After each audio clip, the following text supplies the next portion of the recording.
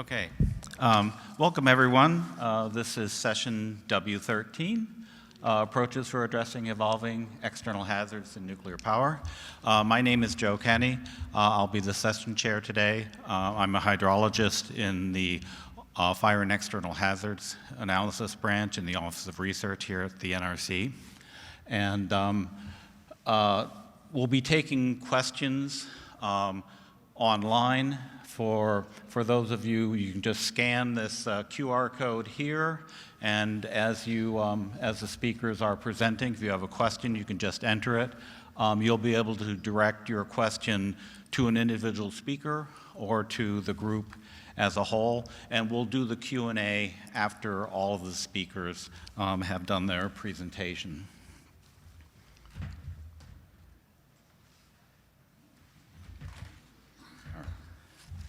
Okay.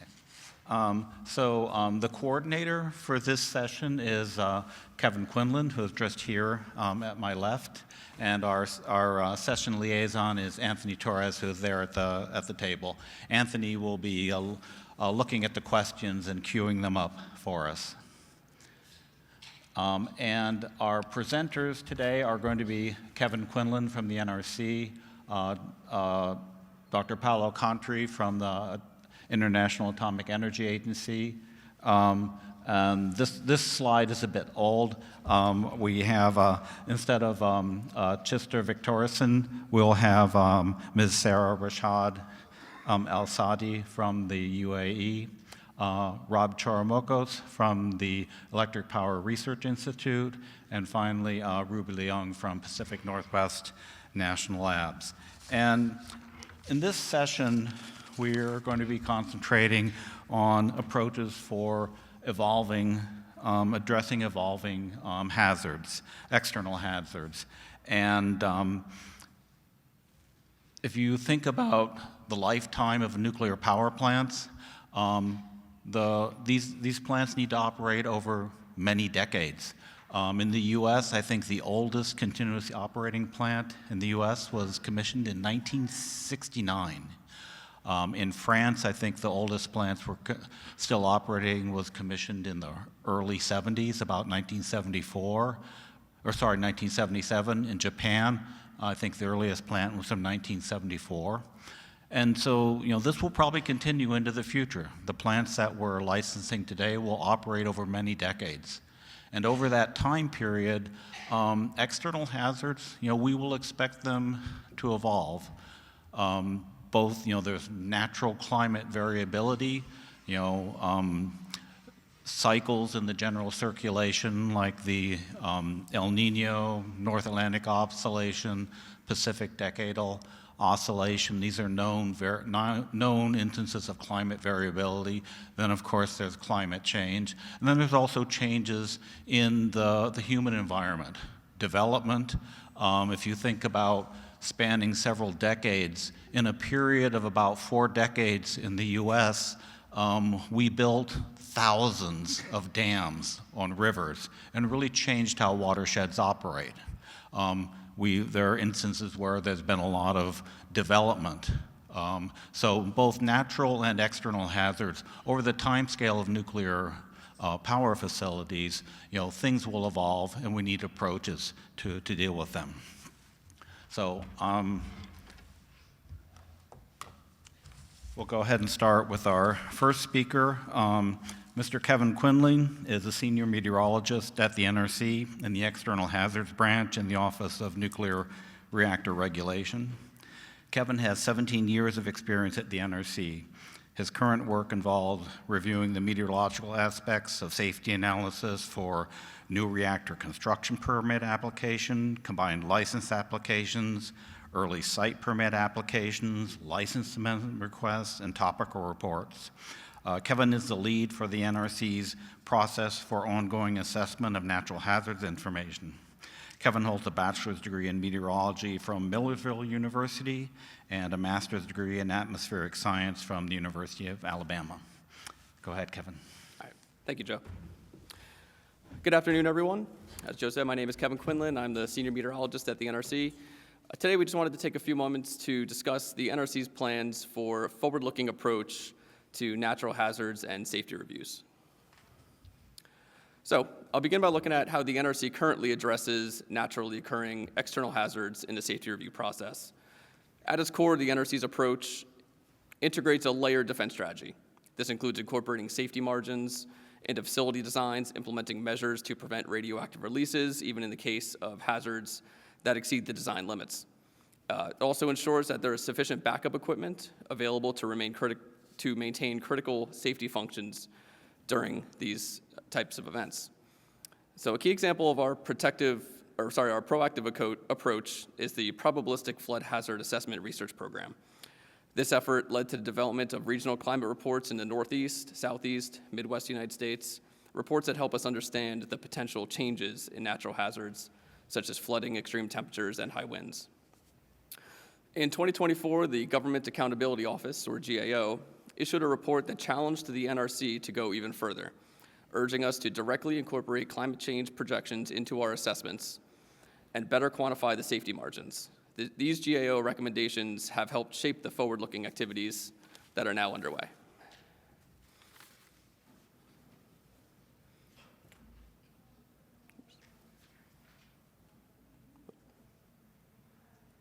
There we go.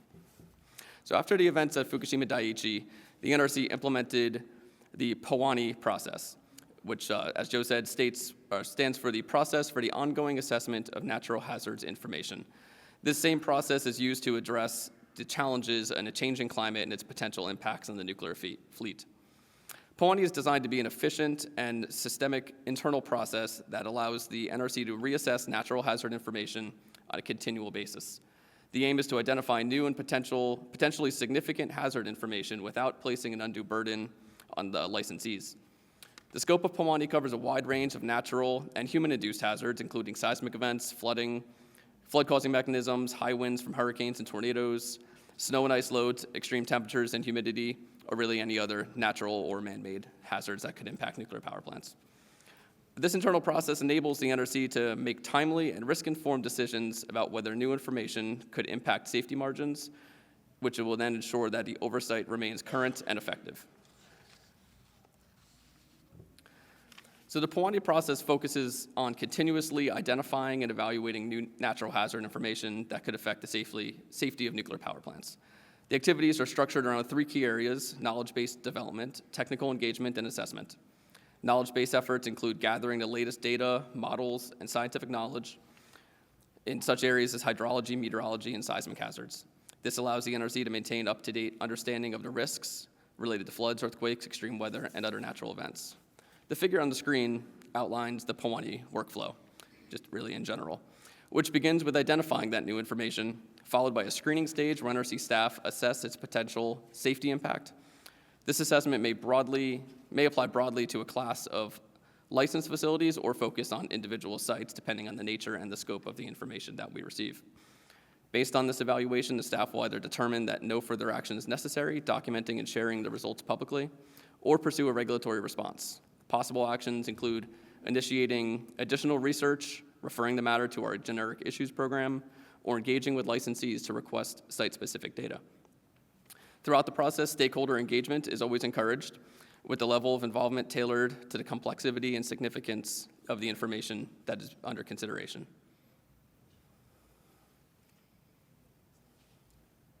Here we go. So looking ahead, the NRC is now actively pursuing several climate-focused research and policy efforts in response to the GAO audit and the broader goal of enhancing resilience in the face of climate change. One area of active research includes the evaluation of sea level rise scenarios and their potential impact on storm surge hazards.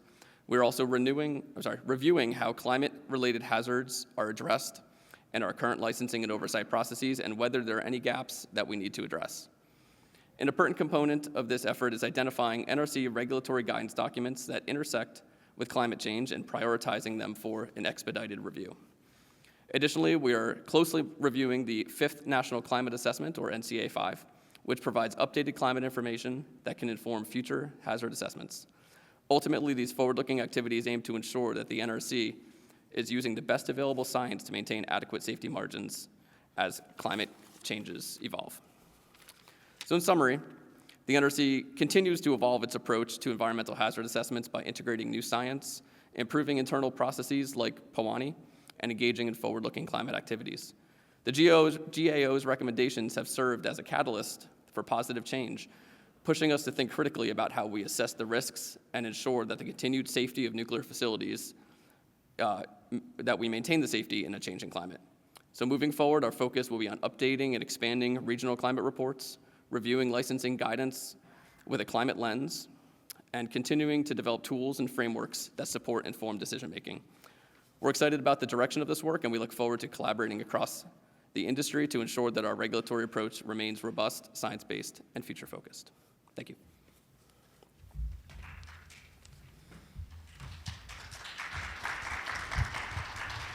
Okay. Thank you, Kevin. So our next speaker is going to be virtual. Do we have Dr. Contri online? Yes, I am. Okay, great. So our next speaker is Dr. Paolo Contri. Paolo is the head of the External Event Safety Section in the Department of Nuclear Safety at the International Atomic Energy Agency. He has served in this role since rejoining IAEA in 2020. Paolo oversees safety document development, safety review missions, research projects on external hazard-related issues, from siting to design to safety assessments. Prior to this, Paolo served as head of the Nuclear Safety Division in the Nuclear Engineering Department at ENEL for 10 years. Prior to ENEL, he worked at the European Commission Joint Research Center Institute for Energy for 4 years. Prior to that, Paolo worked for 7 years at the IAEA in the Engineering Safety Section. Paolo holds a PhD in structural mechanics from the University of Padua. Go ahead, Paolo. Thank you very much, Joe. Good afternoon to everybody. My intention of my presentation is to provide you a quick overview of what the agency, the Atomic Energy Agency, and particularly the Nuclear Safety Department, is doing in order to collect the experience of member states and to disseminate to all of them, again, the best experience and the best knowledge in relation to evolving external hazards to nuclear installations. Next, please. I had to ask, okay. No, okay.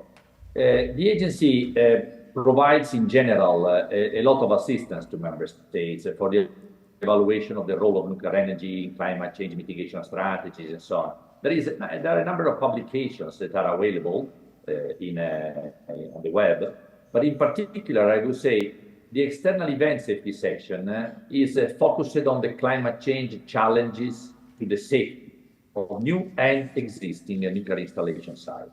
Let's see how we can present our result. Next, please.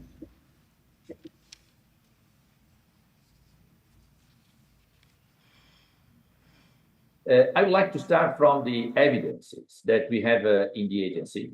We run a number of databases. In particular, let's start from the first one. The first one is a PRIS database that collects systematically all the outages in all operating plants in the world.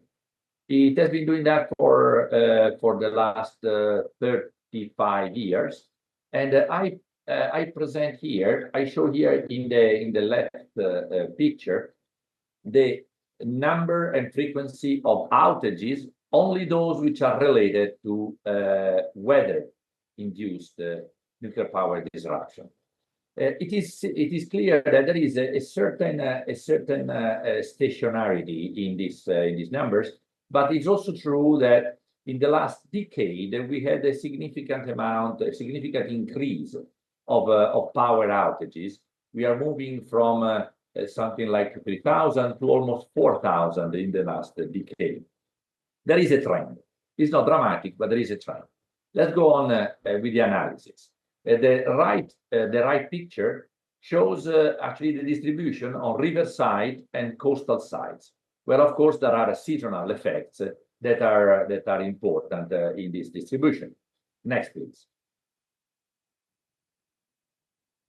Going ahead with the analysis of data, what we can see in the left picture, I believe is extremely interesting because this is again an analysis of the last decades where we can see the red arrow that presents the increase of temperature, of average annual temperature and so on.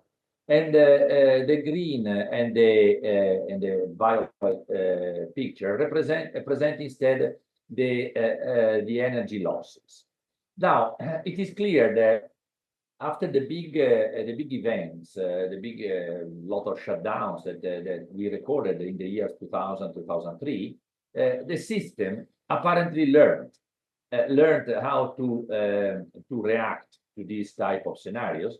Because as you can see, despite of the fact that the temperature is growing, the number of outages, of energy losses is decreased. Of course, we are talking of in percentage or in absolute numbers, because of course the number of plants is not stationary. So, but both pictures are referred to that in absolute numbers and in percentage. In conclusion, I would say the number of power outages increased in the last decade, but the annual energy losses due to adverse weather events comprise about 1% of the nuclear fleet, which means at the end of the day that the system is showing a sort of resilience so far amid increasingly frequent and severe weather events.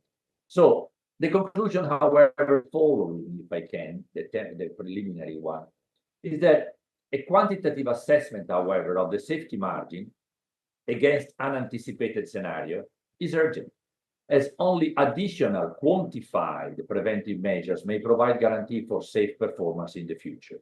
So, in conclusion, for the time being, we didn't record tremendous amount of energy losses. We are talking of 1%, but we are in presence of a significant amount of scenarios that have been challenging to some extent, even if sometimes they didn't turn into real outages. The problem is that we have to hurry. There is a sense of urgency in the calculation and understanding of the safety margins, because of course this phenomena sooner or later may turn into something more seriously challenging the safety of the plants. Let's go ahead with the analysis of the data that we have. Next, please. This is a picture that shows the type of events, the external events in the last 3 years, for example. This shows actually that the champions of the events. Now we are talking of events, not necessarily events that turn into significant outages. Events that have been recorded, that have been challenging to some level the plant, not necessarily even the safety level of the plants, but just have been recorded by the operators. And we see that the champions, I mean, between meteorology, precipitation, and flooding, we have 30 out of 60 events in our databases of the events. There is another part related to biological fouling, which is also related to climate events. While actually the other traditional champion in the past, which were seismic and tsunami scenarios, they count only for 15 out of 60 events. Which means, again, that the number of scenarios which are climate-related are becoming more and more relevant in the analysis of the records of the events. Which systems have been mainly affected by that? We have, as you can see in the picture here, the most important are the electrical components, the service water. The primary system are less affected, but this is also gives us some indication, some information on where we had to concentrate our effort in the safety assessment of the challenge posed by those events. Next, please. The last slide to understand where we are in terms of challenge, again, to the safety of the plant. This is actually coming from an NRC document that shows the importance of the relevance of the external event into the external event PSA of all the American fleet carried out some years ago. we see essentially that it is very relevant to have the contribution of flooding, of lightning even, of absolutely comparable to the earthquake part, to the seismic part, and let me say absolutely comparable even at that time, some years ago, to the internal events. So now, why this picture is extremely important? Because what we can expect for the new fleet, for the new SMR, is that the internal event part, for sure, is going to be lowered because it is controlled by a very high number of passive safety features and so on, while actually the number related to the external event is essentially stable, is essentially confirmed of that importance, which means actually that out of the generic CDF, LERF of the plant, the contribution of the external event may be even bigger now, or for the new reactor, than it was in the past. Let me go ahead, please. Next, please.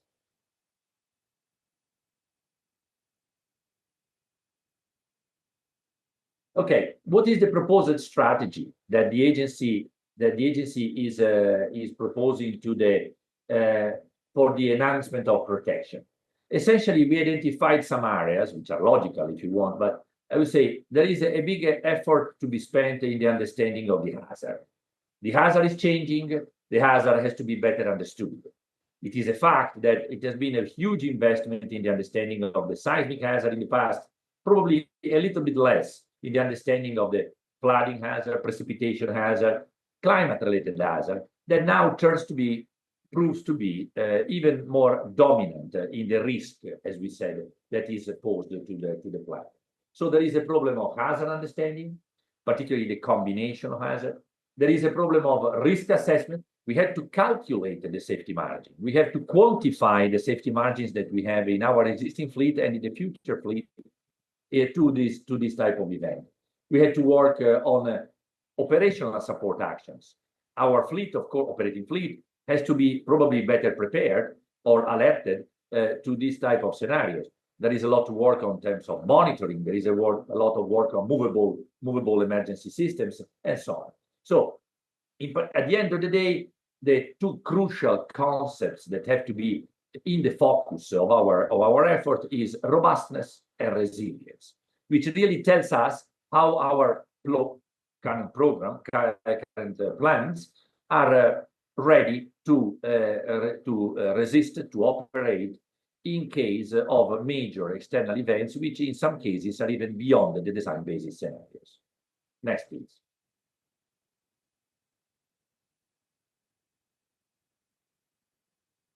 Now, in terms of, as I said, we have to start from hazard.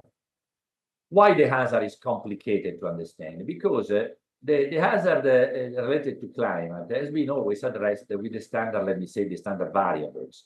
But it is clear from the understanding, from the analysis of the data that we did, that the traditional problem of global temperature, for example, or event magnitude, as it has been always measured by the climatologist, is not so relevant to quantify the challenges posed to the safety of the plants.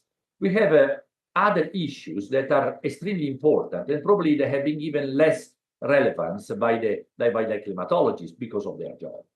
Let me say, for example, combination of hazard. The combination of hazard is something that is relatively new in the understanding of the challenge. Up to now, we have been always addressing the problem, for example, of flooding with the design basis flood. But design basis flood doesn't tells us only in terms of extreme event, but it doesn't tell us on the combination of hazard, on the frequency of this maximum. One thing, of course, is to have one maximum per year, or one thing, a different scenario is to have one maximum again repeated in a week, because of course the conditions, the environmental conditions are totally different, and therefore the effect on the safety of the site could be very different. So in this slide, I summarized the type of variables climate related, which are even more important than others in the understanding of the hazard for the safety to be considered for the analysis for the safety assessment of the plant. Next, please. What is our section doing, which is our program for addressing to address these issues doing?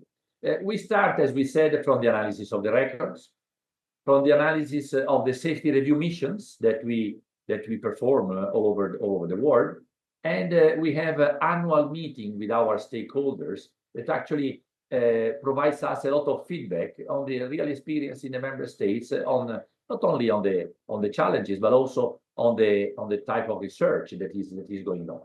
Well, we turn all this input into a program of work and research.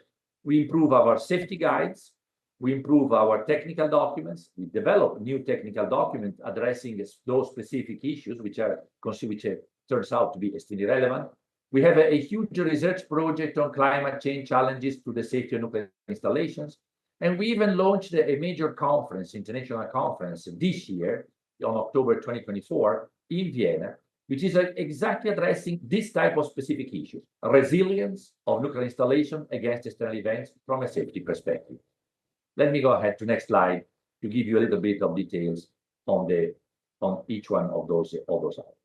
This is our new system now in operation, which collects all significant scenarios all over the world, not only on the nuclear sites but also on the non-nuclear areas, which has two main objectives. One is to trigger eventual emergency system, our emergency system at the agency, to provide good services to the country that is affected, only in case, of course, the scenario that we record is reasonably close to the design basis of the plants. We know the design basis of all plants in the world, so we can in real time understand if a major earthquake, but also a major flooding, a major hurricane is providing challenges reasonably close to the design basis. And in this case, we trigger the emergency center of the agency. But at the same time, we collect information on 7 types of scenarios. Earthquake, of course, tsunami, wind, rotational wind, straight wind, flooding, river flooding, coastal flooding, and so on. This is a database. We are populating a database of events that is going to enable us in few months. We are already starting with that because the system has been in operation for 2 years now, and this provides a fantastic database of records of all these type of events, where we can actually try to understand which type of correlation is there, which type of frequency we have on the extreme, and so on. And this is really focused, again, on the variables that I mentioned before, because we recognize that those variables are very relevant for the for the safety of the plant. Next, please. A second major, okay, this is what I said about the data viewer of these records. We also are developing an analyzer that, with modern techniques of machine learning and artificial intelligence, is exploring all these combination, recurrent time, recurrent statistics of all these phenomena in order to, again, understand better the hazard that is going on all over the world in both nuclear sites and non-nuclear sites all over the world, because, of course, we are interested also to potential new sites for the new reactors. Next, please. The other big part of this activity that we perform in the agency is related to a document development. We have, as I said, the updating of the safety guide SSG 18, which is a very high-level document, consensus document. We have a number of tech docs. The first tech doc is on the lesson learned of event analysis. It's going to be printed very soon. It has been already finalized. This, as we said, we start from the analysis of what has been happening all over the world. The second is a safety report on climate hazard. So is a proposal, is the collection of the best methodologies that we collected all over the world in terms of hazard calculation, hazard development, combination, calculation of the extreme, extrapolation to very long return period, and so on. The third tech doc is on monitoring pre and post event actions, operational measures. again, the text is almost finalized. We are collecting the best operational experience of the existing fleet, how the existing fleet can react in the best way to this type of challenge, old and new and evolving.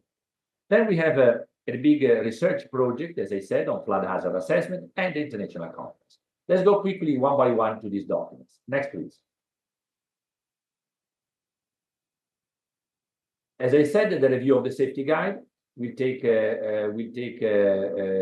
start from the analysis of the recent events, mainly on tsunami, a lot of earthquake-induced tsunami, a lot of meteorological and hydrological information, and so on. And we will try to improve the type of recommendations that are used by all licensees, essentially, and also by the regulators to review the license applications for the development of the hazard in site evaluation for nuclear installations. I will leave you the information in the slides for the reading. Next, please. As I said, there is a specific guideline associated to the SSG 18. As we said, there is a safety report, there is a tech doc. There are two tech docs, one on operational issues, one on lesson learned. Next, please. This is the safety report on the hazard that has been developed in cooperation with the World Meteorological Office in Geneva, in Switzerland, and where exactly, as I said, we collect the best experience in terms of data availability in the world and methodology for the hazard assessment in all sites potentially over the world. In both conditions, when there are data available and when there are no data available, because this is also the reality in many siting of embarking countries. Next, please. These are details on the tech doc on lesson learned, where we have selected cases for detailed documentation. There are details provided on recent events, not only a single record, as I said, but really a lot of details on how these scenarios developed in terms of hazard, how was the plant response, how was the plant reaction, in relation to a number of selected events: low river water level, higher water temperature, extreme convective storms, high river water level, coastal flooding, and freezing. This report, as I said, is going to be printed very, very soon. Next, please. The second tech doc is actually related to the operational measures. As I anticipated, we had already a meeting, collective experience of the Far East Asia, for East Asia plannings and operators. We had a meeting in Korea, collecting the experience of Japan, Korea, China, Pakistan, and again, the Korean Research Center as well. I don't go through the list of the table of content essentially of this tech doc, but you will have it available in my slides. Next, please. This is the coordinated research project, which I believe is of extremely important. Is the flagship project in our section. Essentially, the idea is the following: we launched the research projects on 3 years. We identified two case studies. One is a site. One is a coastal site, and one is a river site. We provided all the data related to those two sites, sample sites, actually. One is Indonesia, one is Pakistan, but actually we try to sanitize, not to have too many references to the specific one. And we invited 12 research contract organizations to be awarded a research contract in order to calculate the effects, the hazard on those sites, respectively, as I said, on the coastal one and on the river one for meteorological and hydrological scenarios. Those 12 research contracts have been signed. There will be the first meeting, so at the end of the first year, with the preliminary results of this benchmark will be in June in this year, where we will try to, of course, to compare, to assess, to evaluate the results, and with the help of 6 research agreement companies, that are helping us as a consultant to analyze this result and to come to a final assessment of the most interesting, reliable, promising methodologies for hazard calculation in the different site conditions. So the CRP will be followed by next year by a similar analysis, but in this case, actually all the 12 research contracts will calculate the hazard, methyl and hydro, on their sites, not anymore on the 2 sample sites. And the third year, the project will concentrate on the operational measures. At the end, there will be, we will issue, of course, a final technical document that will summarize the results of this benchmark, providing, of course, the best practices and the assessment of what has been done by the research companies. Next, please. As I said, this is the better description of the 2 coastal sites, one in Kalimantan, Indonesia, the second in Chashma. The participants, as I said, were provided with by the data set. The second research coordination meeting will be held this year in June, the third next year in 2026, and again in 2027, the final one. Next, please. This is the announcement of the conference, another major event that is, as I said, will address the resilience and the safety of the existing plants in relation to external events. We have many tracks. The opening, the deadline for the abstract submission is still open. It will be closed by May. So I really invite all interested parties, scientists, organizations to submit papers and synopsis actually, and of course to attend the conference. So with this, I believe I provided you a major list of all the activities that we carried out at the agency, starting from the data analysis to the development of documents, to development of research programs, to development of international events, all focused on the improvement of the safety of all the existing fleet and the new plants that are going to be licensed soon. Of course, we have a number of safety reviews already requested on SMR sites all over the world, particularly in Europe and in the US. So this will add additional experience and information that will be collected into the documents that I just listed. With this, with the next slide, I would say I would like to stop here. Thanking again the organizer of this conference, and I'm ready to of course to listen to some questions and to provide the answers that I can. Thank you. So we need to quickly move on to the next speaker. Our next speaker will be Ms. Sarah Rashad Al-Saadi. Sarah is the Nuclear Safety Director at the United Arab Emirates Federal Authority for Nuclear Regulation, where she leads regulatory oversight activities for nuclear power plants. Her responsibilities as a Nuclear Safety Director include managing the development and maintenance of regulations and guides, licensing activities, operational safety and safety assessments, as well as assurance of compliance through inspections and enforcement. Sarah has been with the Federal Authority for Nuclear Regulation since 2010 and has been involved in the UAE nuclear power project from the initial site selection through to the current operation of the Barakah nuclear power plant units. Prior to her current post, Sarah served as the Nuclear Security Director. Sarah holds a bachelor's degree in chemical engineering from the UAE, United Arab Emirates University, and a master's degree in nuclear engineering from Khalifa University. Go ahead, Sarah. It's up to you.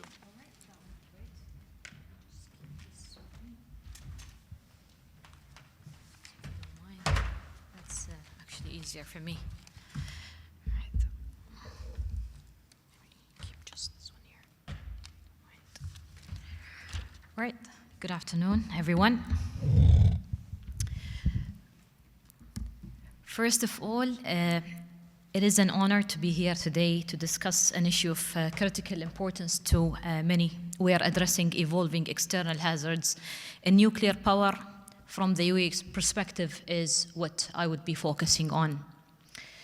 But first, please bear in mind the following two important notes before I start my presentation.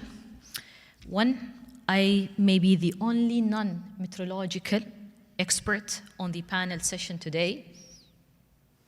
Here is a second one.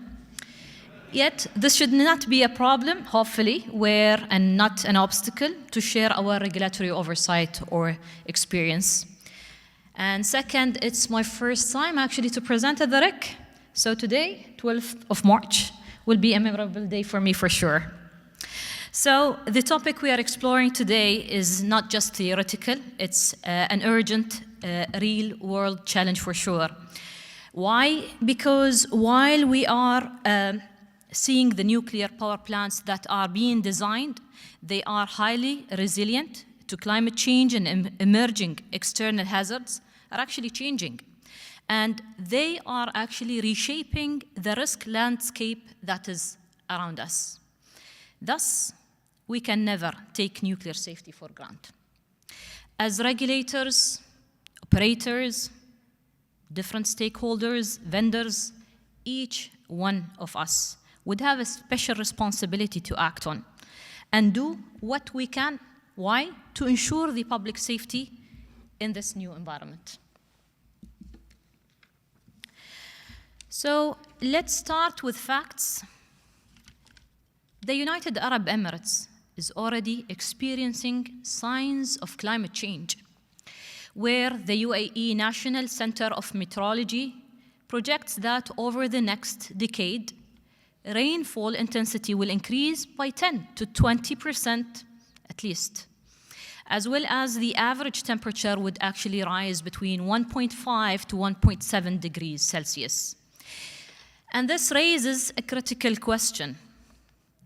Are coastal nuclear power plants ready for rising sea levels or even other events? We've actually heard from Paulo the different impacted systems based on facts of which we have heard in his earlier presentation. So one simple question, will cooling capabilities be sufficient to ensure safety of MPPs?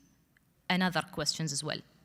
So this is not only a UAE issue, it is a global concern for sure.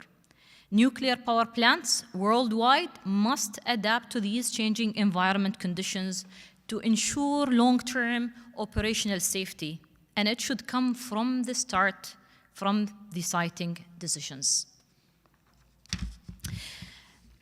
As we see today, extreme weather events are no longer rare. And here is a real picture from the UAE, and that's specifically on the 17th of April, 2024. And many of you have probably heard about it in the news all over the world.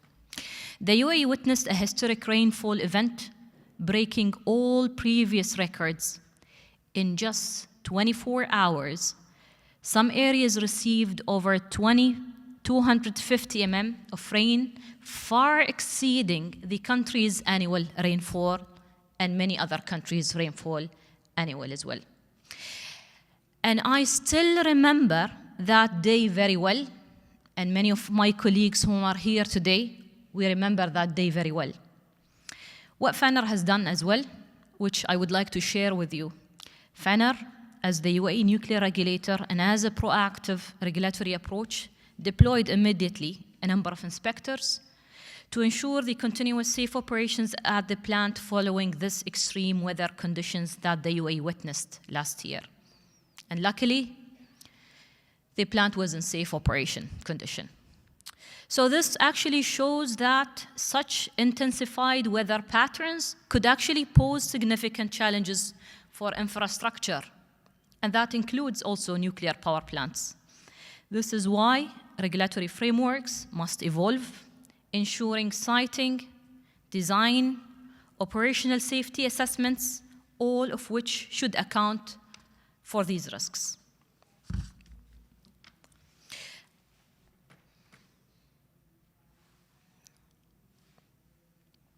this is slide 4. Yeah, okay. So, the Fukushima nuclear accident was actually a wake-up call for the entire nuclear world, and it highlighted the need for robust external hazard assessment, the importance of defense in-depth safety measures, the necessity for continuous actually learning and adaptation.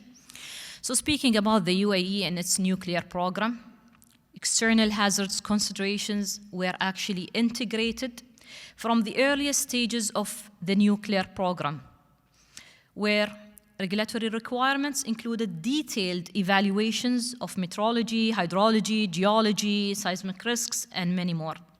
Also, the Barakah NPP underwent comprehensive safety assessments incorporating seismic capacity enhancements, flood protection measures as of example, dust and sandstorm mitigation strategies, and more. And I'm sure that my experts can actually explain that further, whom are not with us in the room today.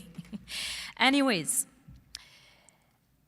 the following that was where you can see the timeline at the end of my slide down. It shows where the preparations to start the actual safety assessments for the construction of the plant was somewhere in between 2011, and that's where actually when Fukushima has happened. So, what was that? What does that mean to FANR? FANR had no choice other than having a quick pause, think quick, and ensure to be very reactive while we are in the preparation to start the review of the construction license application for Barakah NPP. So FANR as a regulator ensured the considerations of additional measures to be implemented by the operator, the applicant at that time, and that was post-Fukushima, where Fukushima actions were further enhanced the protection of the plant to potential external challenges. FANR made a number of requirements where required implementation of Fukushima-related safety enhancements strengthened further the reliability and the performance of the safety systems for severe accidents. And these safety enhancements were actually to improve the safety systems for any further meteorological conditions, extreme meteorological events, and so on. So these lessons have defined the regulatory improvements, ensuring that the nuclear facilities can actually withstand even the most extreme external events. So as regulators, we must constantly ask ourselves, are our current regulations sufficient actually to address evolving climate threats? Do we actually have strong safety mechanisms in place for long-term reactor operations? Are we ensuring site suitability for life extensions beyond 40, 60, or even 80 years? And I remember the first words from Joe at his introduction. You spoke about how old some of the plants are there in the US. So this brings me back to what regulators should do. Regulators must take a proactive approach by regularly reassessing safety frameworks, ensuring external hazards evaluations are up to date, requiring operators to integrate and consider climate change considerations into their safety cases. And in the UAE, FANR has made climate resilience a key focus of its regulatory strategy.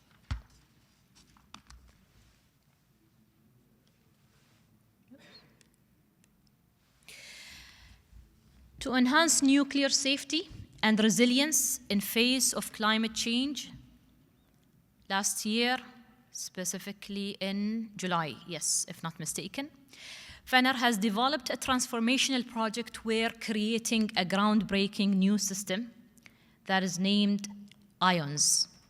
IONS stand for the Intelligent Operational Nuclear Safety System. And what you can see here is a real capture from the actual system. That's exactly the system that we do have. And IONS is an environmental and climate monitoring platform that is designed to predict and assess climate change impacts on nuclear facilities. The launch of this system was proudly done in coordination with our national stakeholders and entities in the country, where IONS was developed in collaboration with Mohammed bin Rashid Space Center.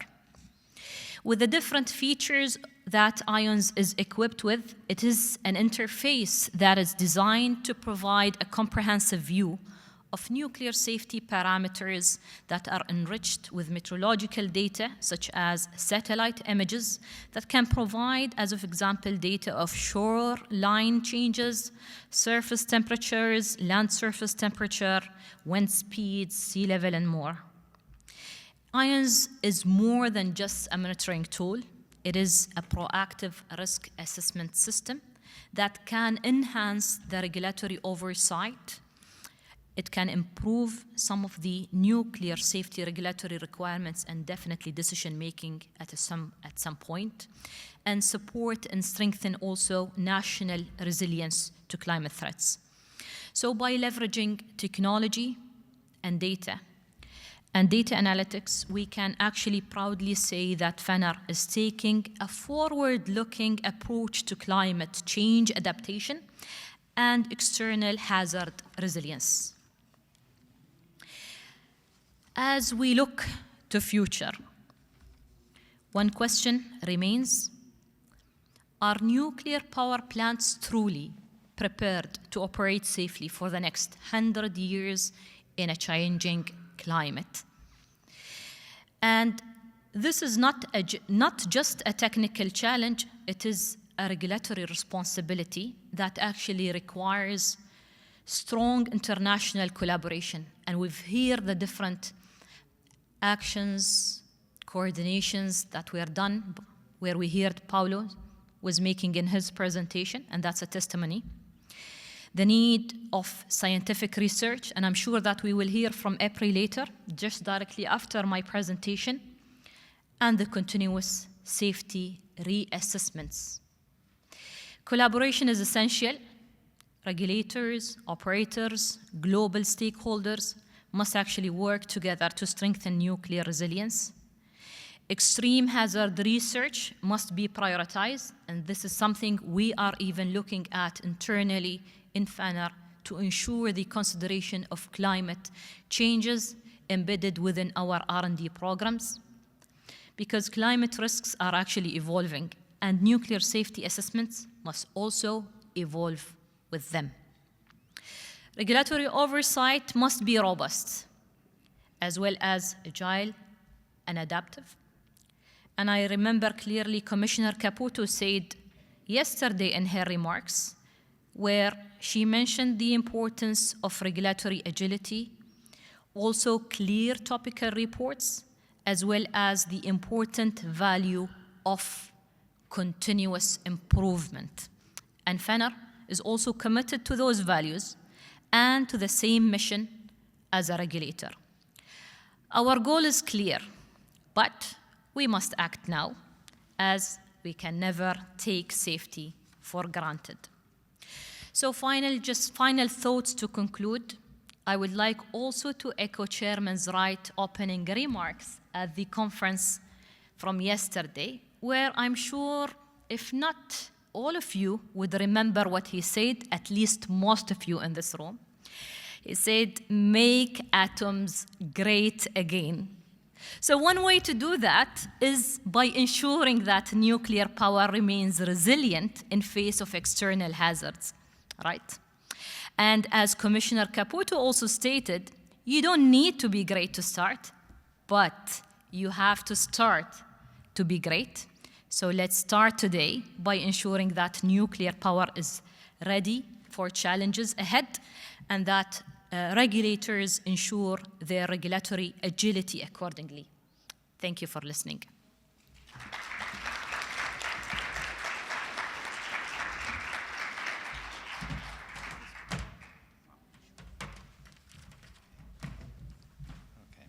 Thank you very much, Sarah. So our next presenter will be Rob Choromokas. Mr. Chiromokos is a technical lead at the Electrical Power Research Institute, where his work addresses external hazards and climate resiliency for the nuclear sector. His current research is focused on how nuclear power plants can remain operationally resilient to potential future changes in hazards, including those related to changes in climate. Rob has 37 years of design engineering experience in the nuclear industry. Rob holds a bachelor's degree in civil engineering from Purdue University. Go ahead, Rob. Thanks, Joe. Thanks, Kevin. You guys hear me fine? Yeah. Boy, you got quite a warm-up to the topic from these last presenters. And Paulo, thank you very much for the deep dive on what IAEA is doing. Certainly made those of us toward this end of the table's job a lot easier in terms of what we're going to present. Again, I appreciate the opportunity to be here. EPRI was here about 2 years ago, giving an update on where our research was heading on climate resiliency. First, taking a few looks at, what are the weather-related impacts to the facilities? How much does it affect our capacity factor? And similar to what Paulo found, the impact of capacity factor was minimal. Not zero, but it was certainly minimal. So it means the fleet's doing a great job in terms of responding to unplanned events, to extreme events, doing a great job with continuous learning. And what we want to do is make sure we're going to continue to do that in the future. So EPRI is Applied Research Institute. We like to put out guidance, tools, and methods that help people address problems and help solve problems. So today you heard quite a bit on what we'd like to see. I think EPRI is going to give you a little more on what tools we have to enable you to get there. So with that, the topic's been well exercised here. What I would like to say is it's important that we continuously evaluate the new hazard information, but not just the new hazard information that comes along, but our understanding of the new hazard information. Academia, research is continuously producing new information that could change the way we think, could change the frequency, the magnitude of our external hazards. And we, as an industry, need to make sure that we're reviewing and staying in touch with that information and evaluating it, right? That's what we've been doing for some 40 years, and we will continue to do that. I think we learned a valuable lesson out of the Fukushima incident that said we need to continuously review this information, evaluate it. So we took that to heart and implemented something on that. We want to acknowledge that future events may no longer be bounded by historical events, right? There's a number of uncertainty, whether it's climate change, whether it's just natural variability. The future may not always be the same as what the historical events tell us. Periodic forward-looking assessments, we do that all the time, right? We do a stress test, we do risk-informed evaluations, PRA. So we have a lot of tools available for us to do forward-looking assessments, and those are valuable tools for us to basically assess the plant's performance under those events. And then thinking about the future risk and how these events may change. These are somewhat slow-moving events. So I think from the standpoint of decision-making, if you're performing forward-looking assessments, it gives you some time to think about the number of different adaptation strategies you may have, what investment strategies you may employ, to the degree at which you will have to deal with those, and I'll talk a little bit about that toward the end of the presentation. So similar to the Poani process that Kevin talked about, industry has one as well. EPRI runs a project that we call our External Hazards New Information Project. It essentially recognizes that hazards will change over the time. We're getting new information, and we want to screen it. As I said in the last slide, first bullet is staying on top of the new information and evaluating it.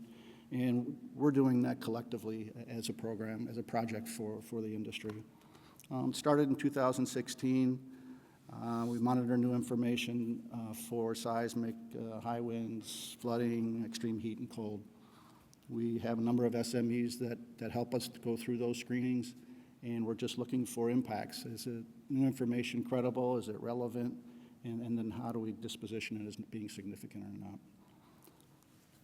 So again, it's a shared resource that we provide for understanding external hazard, and kind of takes care of that first bullet in terms of what new information is coming along, is our understanding changing, and how do we stay informed. So the project has reviewed about 1,300 pieces of new information over those hazards. Over the last 8 years, there's a list of them there.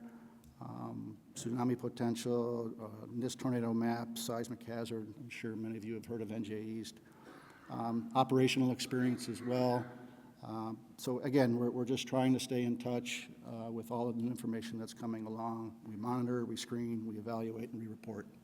And we're taking care of that recommendation from INPO on staying informed of new information. So let's pivot to forward-looking. So I did mention future events may not be bounded by past events, the concept of risk and resiliency, hazard risk. It does require a certain amount of situational awareness, right? We have local conditions that could be changing more than others, whether it's a coastal site, whether it's an inland site, how your plant was designed, from the north to the south. So really does require an understanding of your site and then how your hazards will change. Prepare for the unexpected and uncertainty. This is all about resiliency. Plan, prepare, respond, adapt. Paulo mentioned that in the slide that he had as well. So here we are talking about when an unplanned event or extreme event happens, how are we responding? We can prepare for those. We may not harden for every event, but we certainly can prepare. We may come offline, we may derate for a while. That may not be a triangle, more of a trapezoid, but nonetheless, resiliency is all about how fast you can come back up.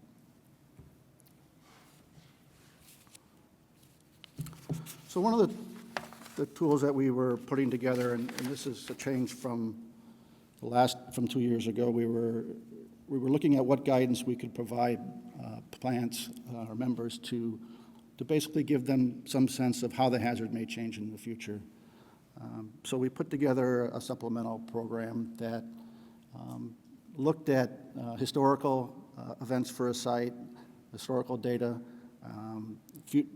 future uncertainty, variability, and then implemented climate change models to get a sense of how weather-related variables may change and how those may feed some of the external hazards. So we put that together about 2 years ago, and it's been very successful in terms of our ability to look at different sites and give the engineers the values that they need to go ahead and assess vulnerability. One of the things that we found out was that, and not being a climatologist either, or a meteorologist, being an engineer, I really needed to have the values in a way, in a form that I can go ahead and assess system performance and operational margin. That was kind of a foreign language to the climate folks, so we worked through a series of back and forth in terms of how to get that information, the climate change information or hazard information, into a form that we could readily use. So that was a really good experience, and we published a guidance document on how to go about doing that. It may evolve, but it's certainly there for folks to download and take a look at.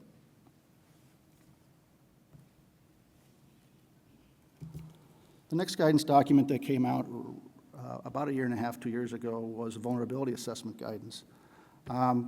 This walks you through hazard, exposure, and then impacts and vulnerability. It doesn't go into risk just yet, but it went ahead and gave you a systematic approach for basically evaluating your site hazard, what tools are available to you, what things you should think about, how you get those variables into a form that's, as I said, digestible for engineers to do some evaluations. Look at exposure, where is the structure, system, or component, how is it exposed to those hazards? Helps you with the site walk down if that's needed to help understand vulnerability. And then really start to think about what are the critical components that are important for reliable generation. and how do you select those components, and then how do you do a deep dive on those components in terms of understanding how your operational margin, your design margin may change. So that document is also available, and we've piloted it at a plant before, but plants are starting to look at using that as a way to go ahead and start assessing vulnerability. One thing that was asked, and Kevin alluded to it on the GAO report, but wildfire exposure and vulnerability. We did get some international questions on wildfire exposure and vulnerability, so we started to put together some guidance that would help plants assess their exposure to wildfire vulnerability. You know, what are the components that go into wildfire? How is the fuel changing, wind changing, and how you may assess your vulnerability, and then how you may mitigate that, how you may respond to that. So this guidance document came out after the one on the previous slide on our overall guidance document, so this is more of a supplement, but this guidance will be coming out mid-year. And then lastly, forward-looking decision-making. We're thinking about putting out some guidance on now that you've done a vulnerability assessment, what decisions do you need to make and when do you need to make them? So they could be very expensive, right, to change cooling systems, to lower an intake structure or intake pipe, could be very expensive. So although the vulnerability assessment told you at what time you may be vulnerable, what are the signposts that you may see? What are the indicators that let you know that these changes are coming and that these decisions will come at some point and you're going to need to think about an investment? So there is some certain amount of uncertainty associated with that for sure, but however, there is methods out there for making decisions under deep uncertainty, and we're going to put something practical together for that. So in conclusion, the industry has a significant amount of experience in evaluating impacts and natural hazards. We've been doing this a long time. We have very robust tools for doing this evaluation. The question becomes, how much are they going to change? And that's a lot of what this panel talked about today. What are the right tools?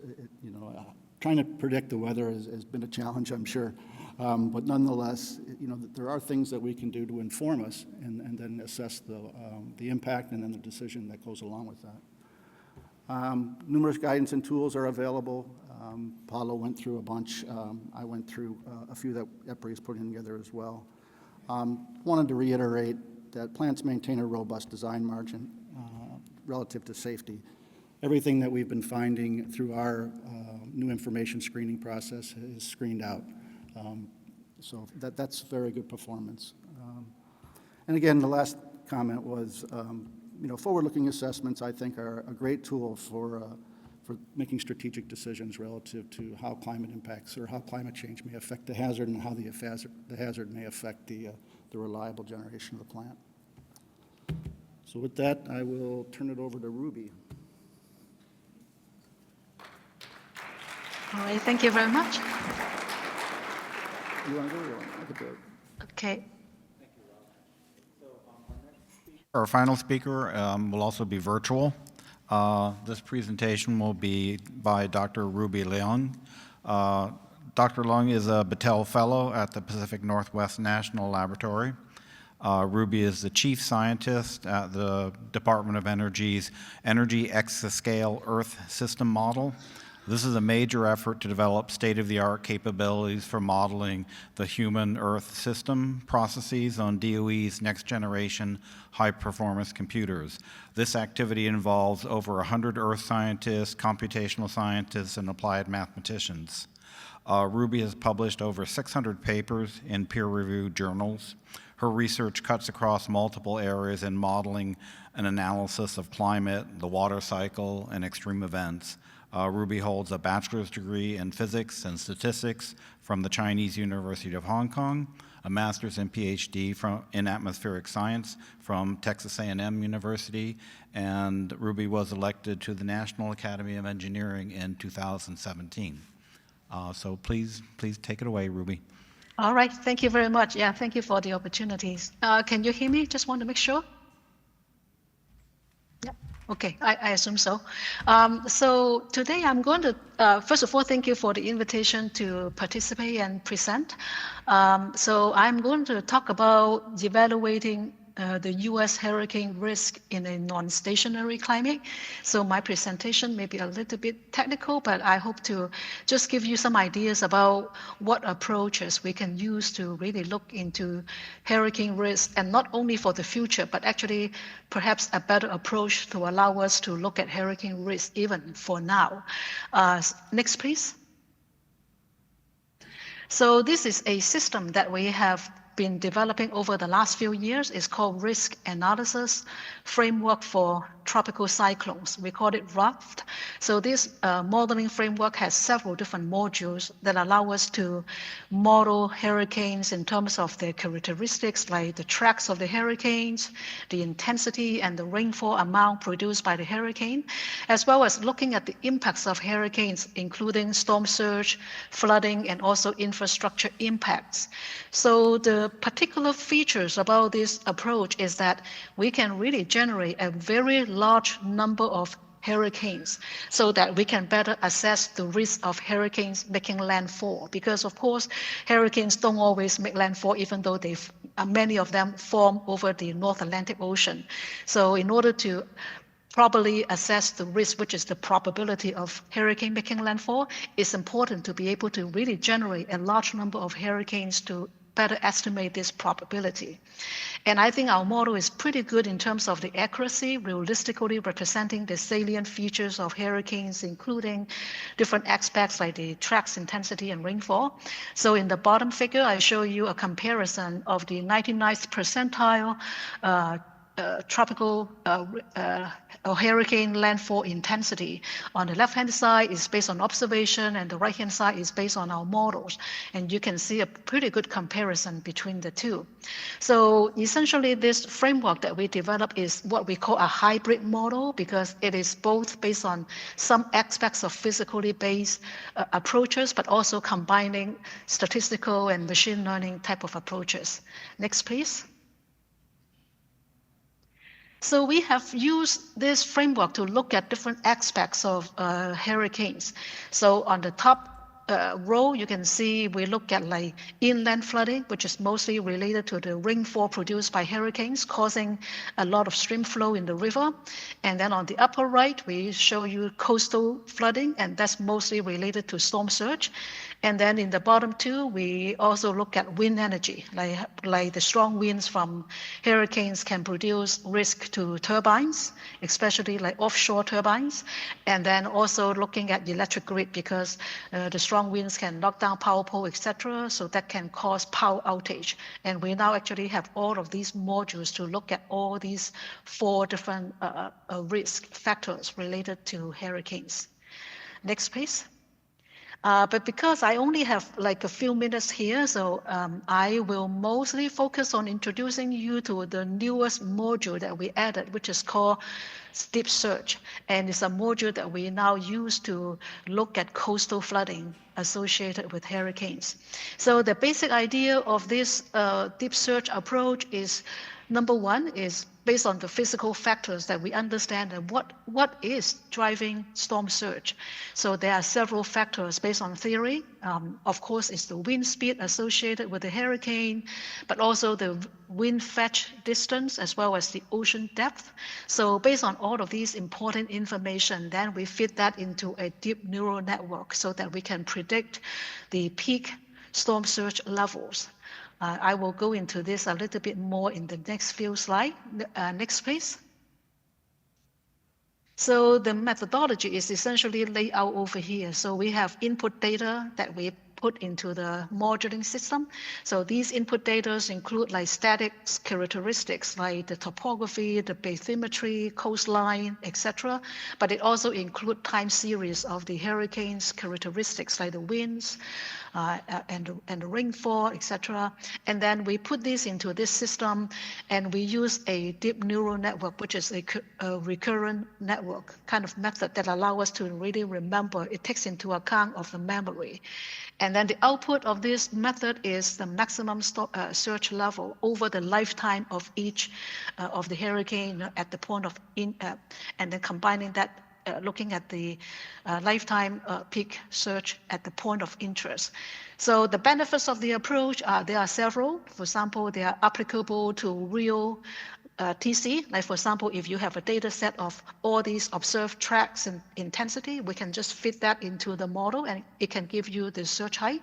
But it can also give you the surge height produced by synthetic storms that we generate using the raft method. And this method is much faster than a typical numerical method that people use to simulate storm surge, which is called EdCirc.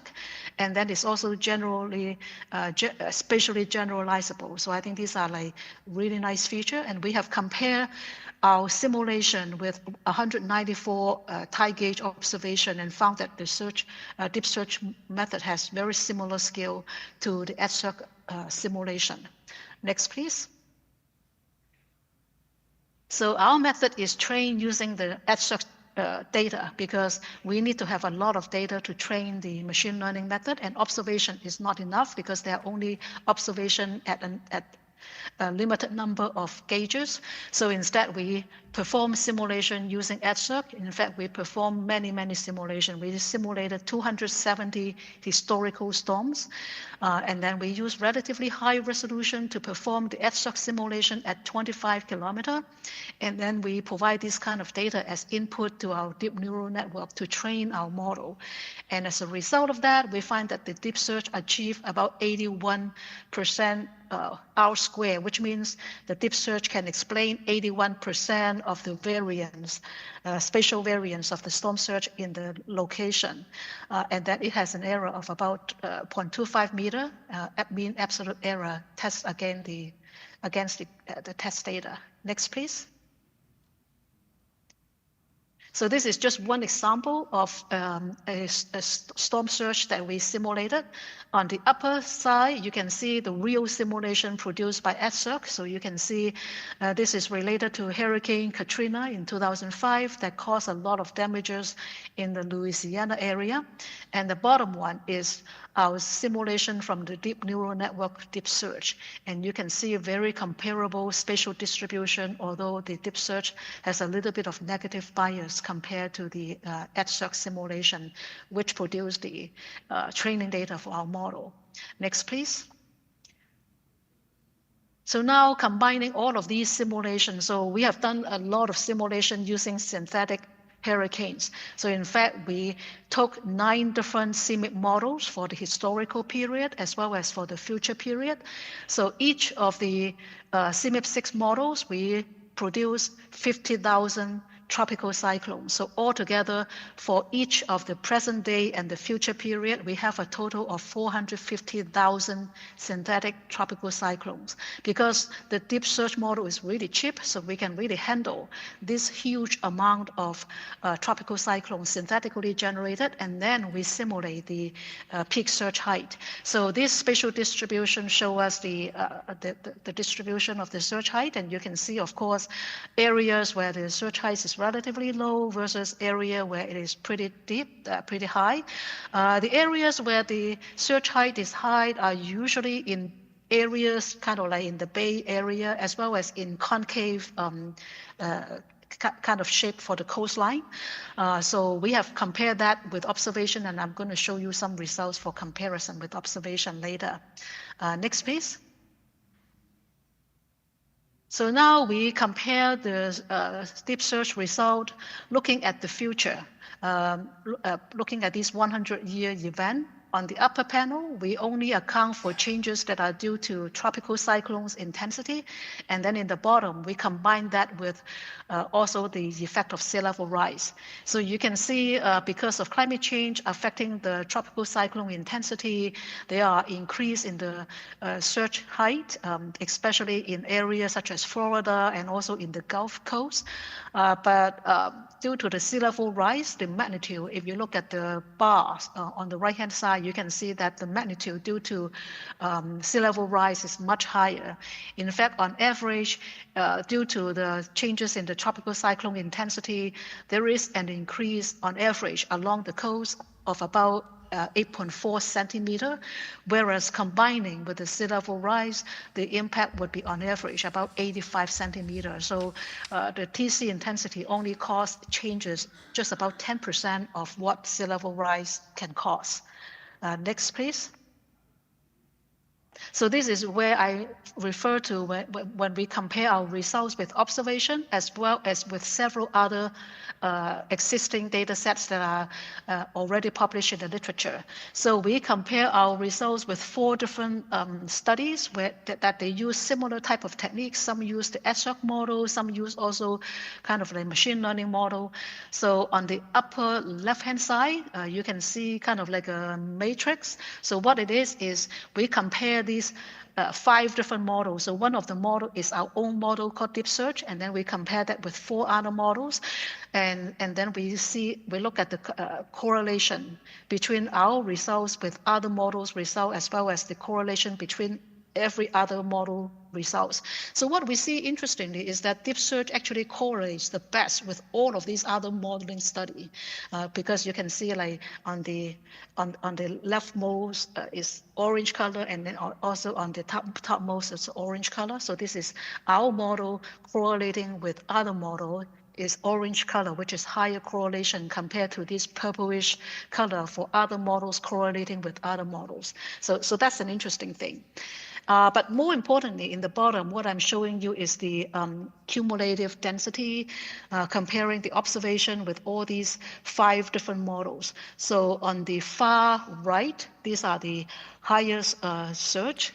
So you can see the comparison of our model with the observation data is the best, is on the far right, whereas these other 4 models, actually, they produce search height that are much too low compared to observation. Next, please. So besides looking at the search height, we are also interested in inundation. So we developed a rather simple inundation model, which is called CA search. So this is a simple bathtub type of inundation model that account for the of the water level and also topography and things like that. And then we also account for the frictional attenuation. So when the water propagates towards land, depending on the land cover type, it can attenuate how far this wave or the water can propagate inland. So this is essentially the method that we use. So we combine this simple inundation model with satellite data. So there are satellite data of land scan, which are nighttime population map. So combining the population map with the inundation simulated using this inundation model together with the deep search of the search height, that we can estimate the population being affected. So this is what we are showing you is the estimated percentage of population affected over here. Next, please. So this is my last slide. So here we look at it from kind of the perspective at the state level. This is the 100-year inundation risk. So we are showing you the population at risk due to the storm surge, again, produced by using a combination of deep search, CA, the inundation model, as well as the satellite map of the population. So it is showing you 4 different scenarios for the historical period, for the and then the change due to only TC intensity change, and then the change including the sea level rise, etc. So we can see large populations could be affected by hurricanes, landfall, causing storm surge and flooding. So this is it. Thank you very much for your attention.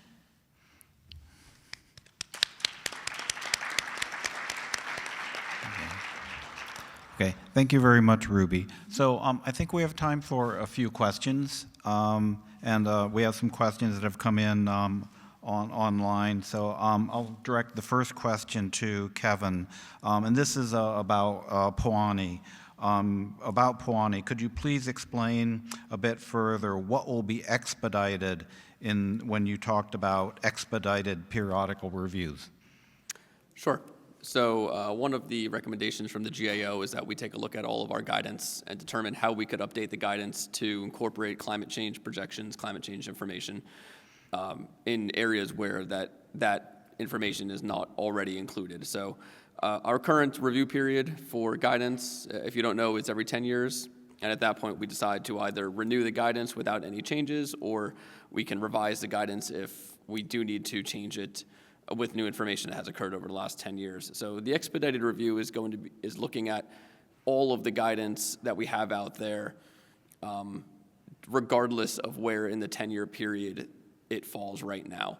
So what we want to be doing is identifying which regulatory guides, which new regs we have out there that have kind of a nexus with climate data or environmental data, and determining how those guides may be updated to now include climate change projection data. So we are still in the beginning phases of this effort. The GAO report was published, I think, in about April or May of 2024. We provided our formal reply or response from the agency to the GAO, I believe, in September of 2024, and that really kicked off a lot of these efforts. So we are still getting started on it, but that's the general idea. Okay, thank you, Kevin. So the next question is for Sarah. Sarah, with regard to the IONS system, who will use that system? Is that just for the regulator? Will the operator use it? Will the public have a view of it? So the idea from the system, while we understand that the main responsibility of the safety remains under the operator of the plant, this is an additional tool that is used by the regulator as a FANR, just to ensure that instead of having sort of assumptions, we want to harness some of the data that are collected where it can be an added value in our future regulatory oversight decisions. Yes, we may have some historical data, but this is a tool that can enable us to give certain projections for future where we can get back to the licensee and say, while your analysis and safety cases provide so, we are also looking at it as an add-on, I would say, feature that supports our oversight activities and regulatory decision-making. So it is for the regulator. Okay, thank you very much. So the next question is for Rob.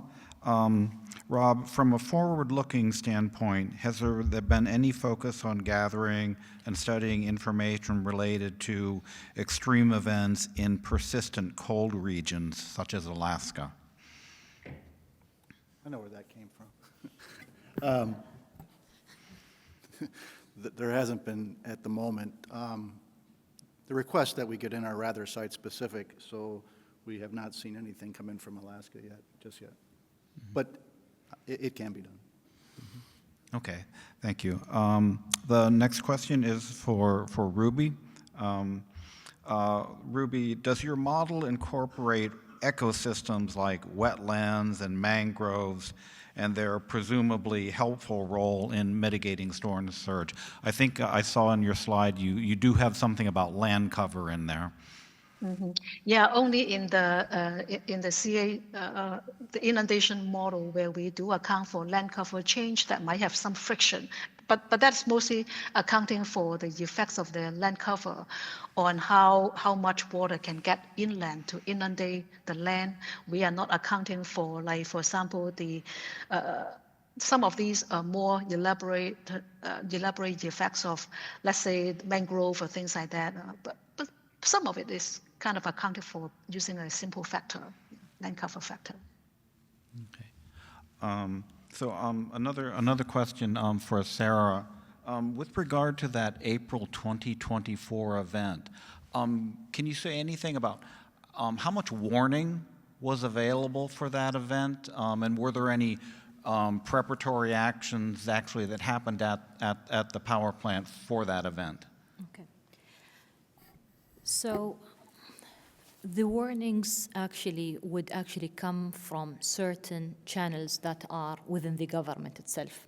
So warnings would come into the public and different organizations as well accordingly. There were clear communications between the power plant and the regulator that were communicated on regular basis, that while the amount of rain that is happening, Baraka is operating safely. Immediately, a number of inspectors were deployed even inside the main control room.